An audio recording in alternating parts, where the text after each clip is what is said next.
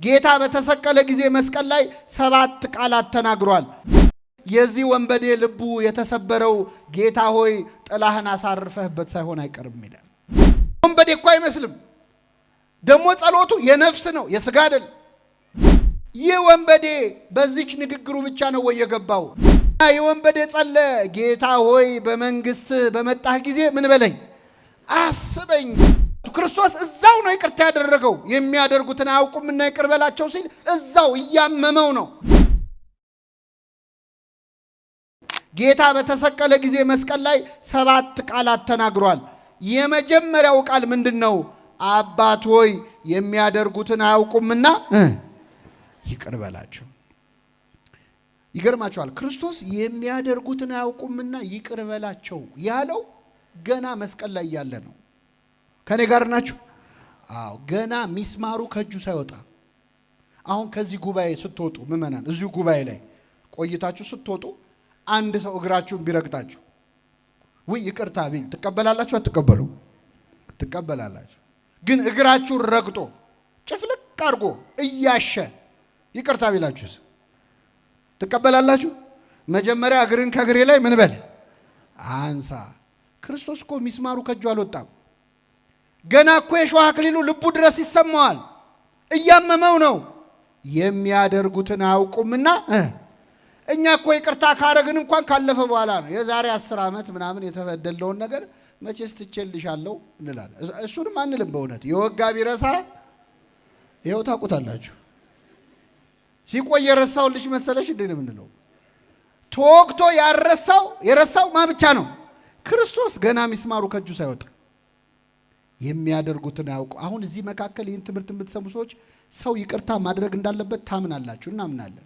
ግን የሆነ ይቅርታ ያላረግንለት ሰው የለም ወይ? የሆነች ይቅርታ ብሞት አላረግላትም የምትሏት ሴት የለችም ወይ? ሁላችንም ሕይወት ውስጥ ይቅርታ እንስማማለን። ግን ገሌ ከሆነ በሱ አትምጡብኝ እንላለን። እሷን ይቅር ብል ሞቼ እገኛለሁ እንላለን። እሱን ነው ይቅር በል ያለህ ክርስቶስ። እሱን ነው። ተመልከቱ፣ ክርስቶስ እዛው ነው ይቅርታ ያደረገው። የሚያደርጉትን አያውቁምና ይቅር በላቸው ሲል እዛው እያመመው ነው። አለፈ ብሎ አይደለም። ይቅርታ ያማል ወይ? አዎ ያማል። ይቅርታ ይከብዳል። ግን ይቅርታ አድርጉ። የይቅርታን ሕመም ከክርስቶስ በላይ የሚያውቀው የለም። በይቅርታ አይደል እንደ የተሰቃየው? ይቅርታ አይደል እንደ ያቆሰለው? ይቅር ብሎን አይደል እንደ ሞተው? የይቅርታን ኃይሉን መስቀል ላይ ያየ ነው። የሚያደርጉትን አያውቁምና ምን በላቸው ይቅር። አሁን ይቅርታ አድርጉ የምትባሉትን ሰዎች አንዳንድ ሰው ይቅር በፍጹም ይላል። እስቲ ልጠይቃችሁ ምእመናን፣ የበደሉን ሰዎች ምንም ያህል ቢበድሉን አይሁድ ክርስቶስ ላይ ያደረሱትን መከራ ያህል በድለውናል? አልበደሉንም። የክርስቶስ ያህል አልተሰቃየንም። አይ መቼስ አንዳንድ ሰው ክርክር ይወድ የለ። አረ የሱ ይሻላል ይላል አንዳንድ ሰው። አረ የሱ ይሻላል፣ የኔ ይብሳል። እሺ ይባስ፣ ግድ የለም። ከክርስቶስ በላይ ሰዎች በድለው ይሆናል። አንተ እንደ ክርስቶስ ንጹህ ነው ወይ? አይደለም። እሱ እኮ ንጹህ ሆኖ ነው የተበደለው። ግን የሚያደርጉትን አያውቁምና ይህንን የይቅርታ ልብ ለሁላችን ያድለን። ለጠቅላላ እውቀት አይደለም የምነግራችሁ። ይህን የምትሰሙ ሰዎች ይቅር በሉ የበደሏችሁን ሰዎች ለራሳችሁ ስትሉ። ቂም መያዝ ማለት ምእመናን ሰው ለመጉዳት ብሎ መርዝ መጠጣት ማለት ነው። ሰው ለማበሳጨት ብሎ መርዝ መጠጣት። የምትጎዳው ራስህ ነህ። ለምን ነፍስህን ታቆስላታለህ? እዛው መስቀል ላይ ይህንን ንግግር ተናገረ። ጌታ ይህን ሲናገር የቀኙ ወንበዴ ልቡ ተሰበረ። እኔ ባልደረሱብኝ ሰዎች ላይ ደርሼ የሰው ንብረት ስቀማ ደም ሳፈስን የኖርኩት እሱ ለሚያሰቃዩት ሰዎች ይጸልያል ወይ ብሎ ልቡ ተሰበረና ጌታ ሆይ በመንግስት በመጣህ ጊዜ ምን በለኝ፣ ለሰቃዮች ካዘንክማ ለኔ አትጨክንብኝም፣ እባክህ ማረኝ አለ ይላል ቅዱስ ዮሐንስ አፈወርቅ። ወንበዴውን የመለሰ ሁላችንን ይመልሰን። አባ ጊዮርጊስ ዘጋስጫ የተባለ ቅዱስ አለ በቤተ ክርስቲያናችን። ኢትዮጵያዊ ሊቅ አባ ጊዮርጊስ ዘጋስጫ ደግሞ እንደ ቅዱስ ያሬድ የዚህን ወንበዴ ልብ የመለሰው ፀሐይ ናት አይመስለኝም ይላል። እንደ ዮሐንስ አፈወርቅ የጌታ ንግግር እሱ ብቻ አይመስለኝም ይላል። ምንድነው ታዲያ ካላችሁ ይህ ወንበዴ የተሰቀለው ከጌታ በስተቀኝ ነው። የክርስቶስ የመስቀሉ ጥላ ያረፈው በቀኝ ያለው ወንበዴ ላይ ነበረ። ስለዚህ የዚህ ወንበዴ ልቡ የተሰበረው ጌታ ሆይ ጥላህን አሳርፈህበት ሳይሆን አይቀርም ይላል። ክርስቶስ በሁላችን ላይ ጥላውን ያሳርፍብን። የጴጥሮስ ጥላ ሙት ያስነሳል ነበር እንዴ? የነ ጳውሎስ ጨርቅ ያድናል ነበር? የጌታ ጥላ እኮ ልብ ይቀይራል። እግዚአብሔር ጥላውን ይጣልብን በሁላችን ላይ እና የወንበዴ ጸለየ፣ ጌታ ሆይ በመንግስት በመጣህ ጊዜ ምን በለኝ? አስበኝ፣ እኔን አስበኝ፣ ስራዬን እንዳታስብብኝ። መንገደኛ እንኳን አብሮ ሄደ ይተዛዘን የለ ወይ? በመስቀል መንገድ ላይ አብረን ነበርን። እባክህን በመንግስትህም አስታውሰኝ፣ ምህረት አድርግልኝ፣ ስራዬን አይደለም እኔን አስበኝ ብሎ ጸለየ። ይህን ጊዜ ጌታ እውነት እውነት እልሃለሁ ዛሬ ከእኔ ጋር በገነት ትሆናለህ አለው። ጸሎቱን ሰማው አልሰማው? የሁላችንን ጸሎት ይስማን። አቤት ምን አይነት ጸሎት ነው! ጌታ ሆይ በመንግስት በመጣህ ጊዜ ምን በለኝ። አሁን ይሄ ከወንበዴ የሚወጣ ጸሎት ነው። ይገርማል። የወንበዴ እኮ አይመስልም። ደግሞ ጸሎቱ የነፍስ ነው፣ የስጋ አይደል። በጣም ይገርማቸዋል። እኛ እኮ አንጸልየውም። ዛሬ አንጸልየውም። ከኔ ጋር ናችሁ ምእመናን? አሁን እዚህ ጉባኤ ላይ ያለ ነው ምእመናን እንደው ተሳክቶልን ኢየሩሳሌም ጉዞ ብትሄዱ ደስ ይላችኋል አይላችሁ? ያድርሰን እግዚአብሔር።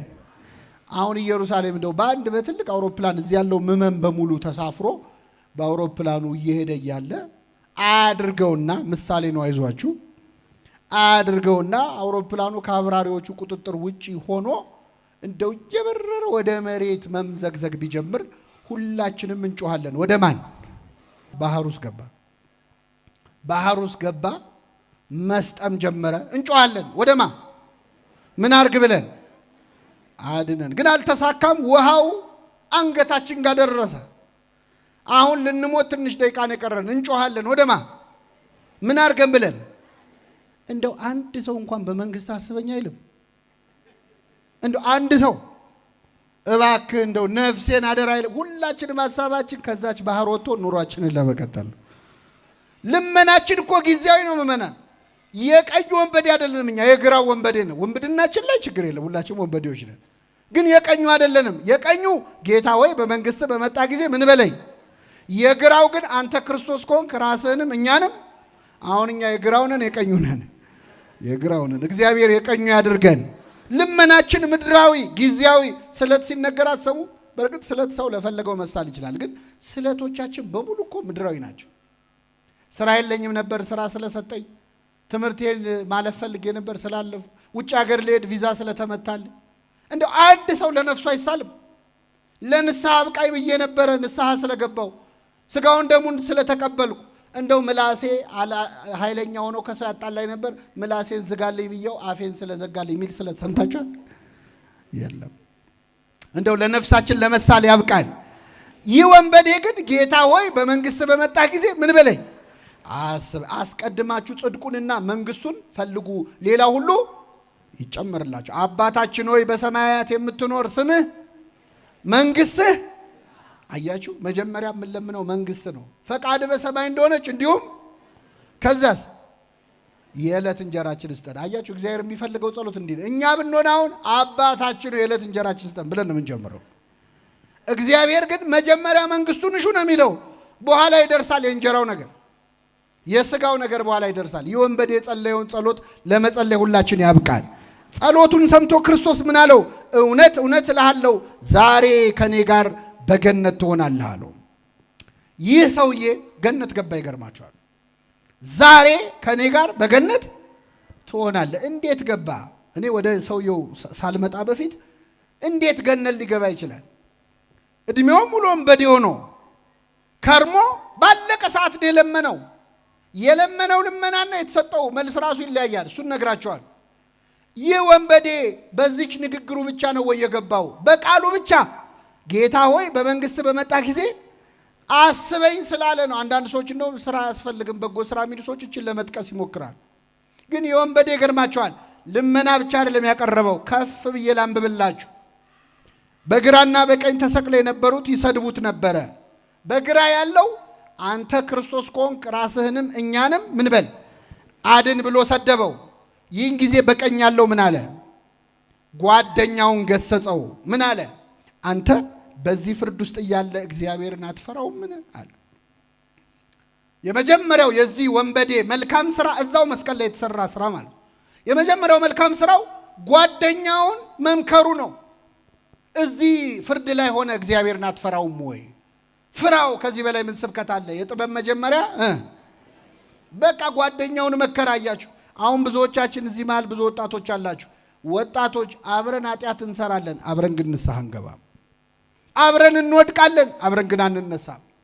አብረን እንስከር፣ አብረን እናመንዝር እንላለን፣ አብረን ንስሐ እንግባ ግን መባባል ላይ ችግር አለ።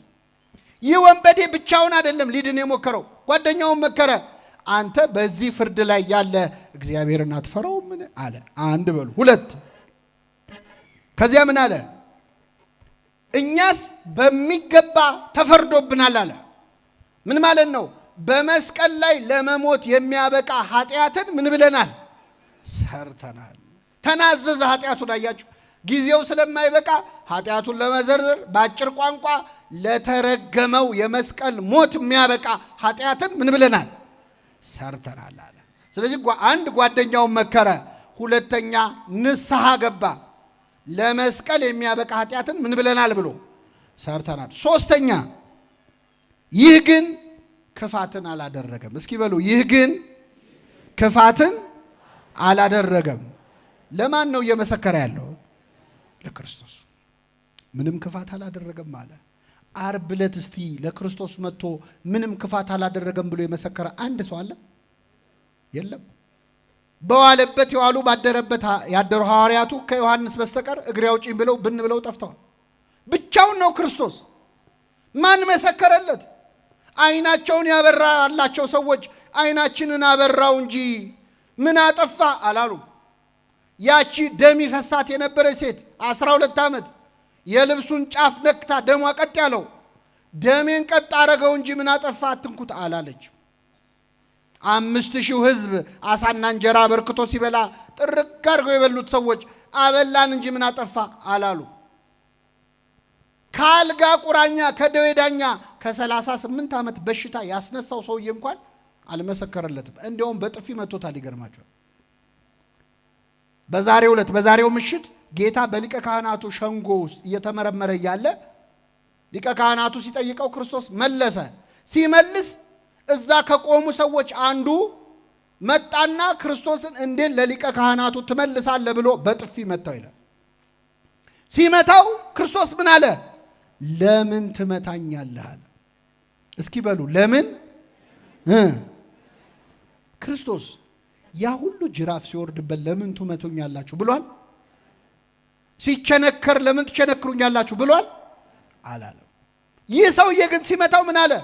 ክፉ ተናግሬ ከሆነ ስለ ክፉ መስክርብኝ፣ መልካም ተናግሬ ከሆነ ግን ለምን ትመታኛለህ አሉ። ለምንድን ነው የዚህ ሰውዬ ጥፊ ክርስቶስ ከሌላው ብት በላይ ተሰምቶት ያናገረው? ለምንድን ነው ካላችሁ ክርስቶስ መጥቶ በጥፊ የመታው ሰውዬ ማን እንደሆነ ስለሚያውቅ ነው። 38 ዓመት ከተኛበት አልጋ ያስነሳው ያበሽተኛ ነበር። ስለዚህ ጌታ ያመመው ጥፊው አይደለም፣ ባዳነው ሰው መመታቱ ነው። ባዳነው ሰው እጅ መመታቱ አመመው። ክፉ ተናግሬ ከሆነ መስክርብኝ፣ መልካም ተናግሬ ከሆነ ለምን ትመታኛለህ? አልጋህን ተሸክመ ሂድ ከማለት ውጪ ምን ክፉ ቃል ተናግሬያለሁ? ክፉ ተናግሬ ከሆነ መስክርብኝ፣ አልጋህን ተሸክመ ሂድ ብዬ በመልካም ቃል አድኜህ ከሆነ ግን ለምን ትመታኛለህ አለው። ያዳነንን በኃጢአታችን ከመምታት ይጠብቀን እግዚአብሔር። እያንዳንዳችን የምንሰራው ኃጢአት ያዳነንን መምታት ነው። ምእመናን፣ እያንዳንዱ ኃጢአት በክርስቶስ እሾህ አክሊል ላይ አንድ ሌላ እሾህ መጨመር ነው። አመመው ክርስቶስ፣ ለምን ትመታኛለህ አለ። ያን ቀን ማንም አልመሰከረለትም። ይህ ወንበዴ ግን በአደባባይ መሰከረ። ይህ ግን ምንም ክፋትን አላደረገም፣ እኛንን የሚገባንን የምንቀበለው አለ። ከዚህ በኋላ ዞሮ ወደ ጌታ ሆይ በመንግስትህ በመጣህ ጊዜ ምን በለኝ አለ? አስበኝ አለ። ሁለት ነገር ነግሬያቸው አበቃለሁ። ይህ ጸሎት በጣም ትልቅ ጸሎት ነው። ጌታ ሆይ በመንግስትህ በመጣህ ጊዜ ምን በለኝ።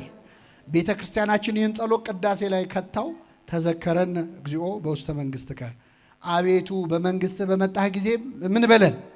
አይገርም? ቅዳሴ ላይ ላለነው ወንበዴዎች ብላ እኮ ነው።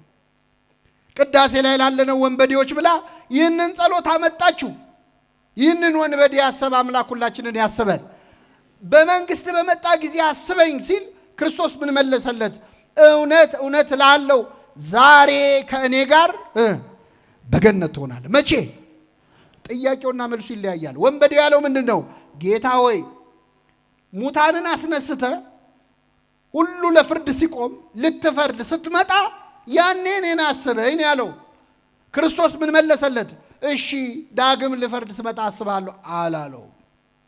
ያለው ምንድን ነው? ዛሬ ከኔ ጋር በገነት ትሆናለህ። መቼ? እስክመጣም አትጠብቅም አለው። አቤት የእግዚአብሔር ምሕረቱ! አንዱን ወንበዴ ዛሬ ምርሃለሁ አለው። አቤት ይህንን ወንበዴ ዛሬ ምርሃለሁ አለው የሚለው ታሪክ የተጻፈው ታምረ ማርያም ላይ ቢሆን ኖሮ ሰዎች ተረት ነው ይሉን ነበር። እንዴት አንድ ወንበዴ ሊገባ ይችላል ገነት ይሉን ነበር። ይህንን ታሪክ ወንጌል ላይ ያጻፈ አምላክ ስሙ የተመሰገነ። ገድል ላይ ቢሆን ኖሮ እናንተ ነው የፈጠራችሁት ይሉን ነበር። የእግዚአብሔር ምሕረት ከአእምሮ በላይ ነው። ምመና በጣም ይደንቃል። እንዴት አንድ ወንበዴ ገነት ይገባል? እንደውም ቅዱስ ያዕቆብ ዘስሩግ በደረሰው ድርሳኑ ላይ ይህ ወንበዴ ወደ ገነት ሲገባ ቆሞ ይጠብቅ የነበረው ሱራፊ መልአክ አለ። በጣም ይገርማል። ጠየቀው ይላል፣ አንተ ማነህ? ከቅዱሳን አንዱ ነው ወይ? አብርሃም ነው ወይ? ያ እንግዳ የሚያስተናግደው አብርሃም አንተ ነህ አለው። ኧረ አይደለሁም፣ እኔ እንኳን እንግዳ ላስተናግድ የሰው ቤት ስዘርፍ ነው የኖርኩት አለ። እሺ ዳዊት ነህ? ኧረ አይደለሁም። ጻድቃንን ቅዱሳንን ሁሉ ጠራ፣ ከነሱ ውስጥ አንዱም አይደለሁም። ታዲያ እንዴት መጣህ ወደዚህ? የእሳቱን ባህር እንዴት ተሻግረ መጣህ አለው። የክርስቶስን የደሙን ማህተም አሳየው። ይህን ከያዝክማ ማትገባበት የለውም ብሎ በሩን ከፈተለት፣ ወደ ገነት ገባ ይላል። እግዚአብሔር የተመሰገነ ይሁን።